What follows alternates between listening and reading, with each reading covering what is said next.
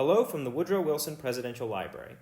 I'm Andrew Phillips, curator of the museum, and today we're looking at Woodrow Wilson's 1919 Pierce Arrow limousine, the oldest still operational presidential car in the country. The car doesn't drive too often, but because of the pandemic, it's driven even less than it usually would. And so, to make sure that it will function smoothly, we have a couple of extra steps we need to take before we get it on the road today. First off, we'll look at the tires. The Pierce Arrow uses inner tube design tires, but because the car is 3 tons, we have to make sure that they are at the appropriate PSI before we go for a drive.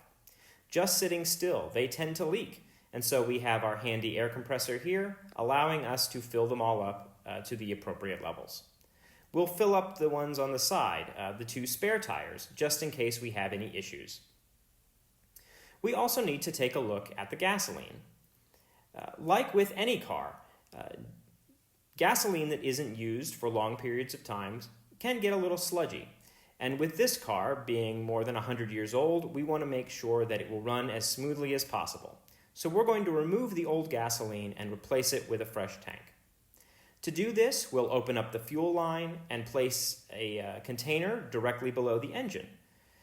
Inside the car, we are able to pump a little bit of pressure, air pressure, into the gas tank so that the old gasoline will flow smoothly out and into the container, allowing plenty of space for a fresh tank.